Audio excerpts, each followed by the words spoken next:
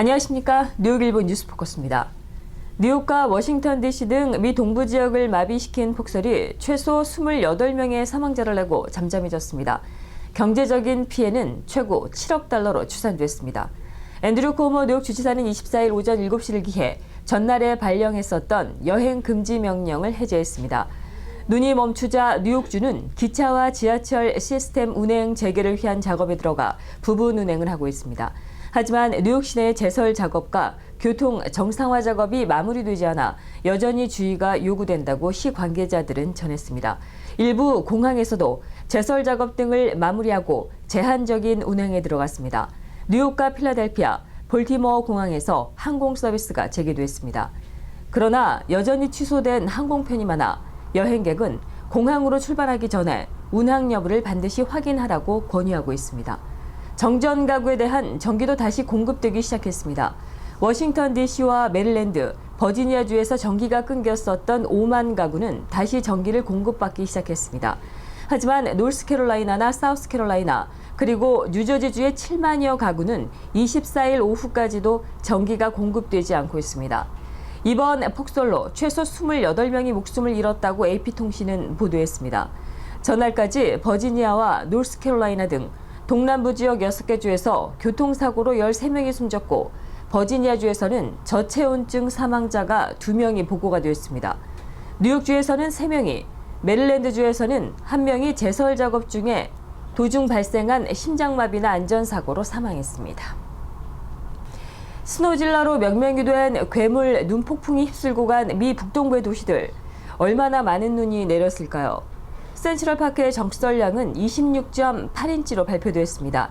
이는 1869년도 이에 두 번째로 많은 적설량이자 사상 최고였던 2006년도 2월 달보다 불과 0.1인치가 적었습니다. 특히 센트럴파크에 쌓인 눈의 26.2인치는 23일 하루 동안 내려 뉴욕시의 하루 적설량으로는 사상 최대입니다. 워싱턴 DC에서는 덜레스 국제공항의 적설량이 29.3인치였습니다. 이는 2010년 2월에 기록된 32.4인치 이후 집계 이래 두 번째로 많았습니다. 이번 폭설 때 가장 눈이 많이 온 것은 웨스트 버지니아주 글렌게리로 42인치로 공식 확인됐습니다. 볼티모어 공항의 적설량은 29.2인치로 잠정 집계돼 1892년 집계된 이후 최고를 기록할 것으로 보입니다. 롱김 뉴욕주 하원 의원이 비영리 단체인 얼반 업바운드와 함께 플러싱 지역의 저소득층과 노년층을 위한 무료 세금 보고 서비스를 실시합니다. 이 서비스는 세금 보고의 의무가 있고 1년 가정소득이 5만 달러 이하면 누구나 혜택을 제공받을 수 있습니다. 또 부양가족이 있는 경우에 2015년 근로소득이 있으면 소득공제를 통해 세금 환급금 이외에도 세금 공제액을 따로 받을 수 있습니다. 롱김 의원 측은 한국어와 중국어로 언어 지원이 제공되므로 영어가 불편하더라도 문제없이 세금 보고를 할 수 있다고 말했습니다.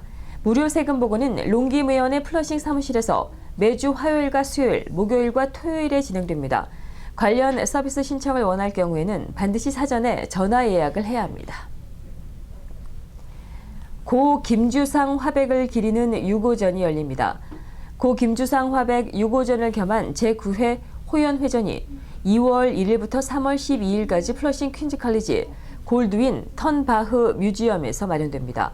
한국화 모임인 호연의 회원들이 매 2년마다 정기적으로 여는 호연회전은 당초 호연 김주상 화백의 개인 회고전을 겸한 회원 그룹전으로 준비됐었으나 지난달 29일 췌장암을 알아오던 김 화백이 갑작스럽게 별세해 김주상 화백의 6호전이 됐습니다.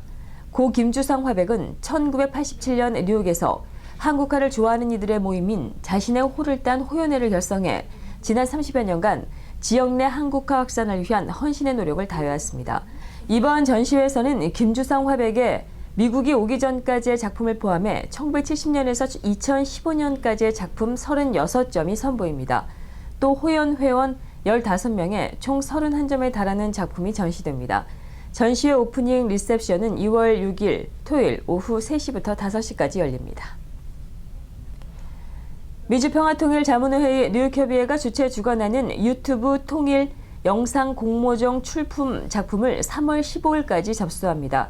이번 통일 영상 공모전은 차세대들에게 통일에 대한 의식을 확대하고 구취시키는 것이 목적으로 주제는 차세대가 생각하는 통일이란 또 소주제로는 통일이 왜 필요한가입니다.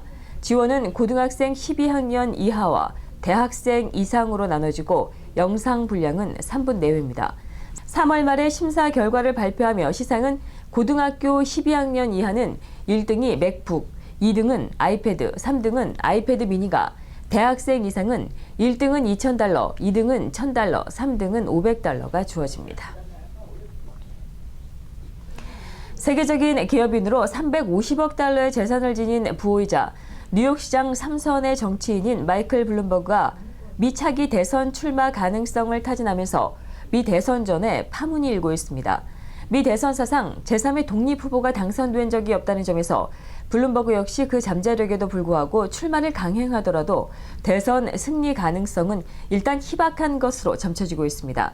그러나 대선 전의 정치 쟁점들이 전례 없이 양극화를 치닫고 있는 상황에서 보수와 온건 양면을 갖춘 블룸버그의 등장은 대선 판세에 상당한 영향을 미칠 수 있다는 것이 전문가들의 전망입니다.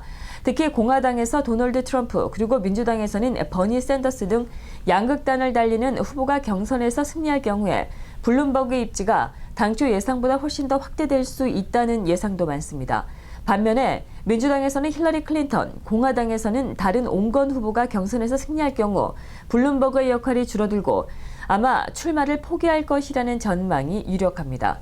블룸버그 자신이 개선에 밝은 매우 현실적인 인물이고 주변에 현명한 참모들이 많은 만큼 결코 무리한 출마를 하지 않을 것이라고 정치 전문 사이트인 폴리티코는 전망했습니다. 세계보건기구는 25일 소두증 신생아가 태어날 위험이 있는 지카 바이러스가 미주 대륙 대부분의 국가에서 확산할 우려가 있다고 밝혔습니다. WHO 미주본부는 성명을 통해 이 바이러스는 지난해 5월 브라질에서 처음 발견된 이후 이미 남미를 중심으로 미주 대륙 21개 국가에 전파됐으며 이 바이러스를 옮기는 안데스 모기가 캐나다와 칠레를 제외한 미주 대륙 전체에서 발견되고 있다며 이같이 말했습니다. WHO는 지카 바이러스에 감염이 되면 성인 대부분에게 발열이나 발진 등과 같은 가벼운 증세만 나타날 뿐이라며 임신한 여성들은 모기에 물리지 않도록 조심하고 지카 바이러스가 유행하는 곳에 여행하기에 앞서 반드시 의사와 상담하라고 권고했습니다. 이상으로 뉴스포커스를 모두 마치겠습니다. 시청해주신 여러분 고맙습니다.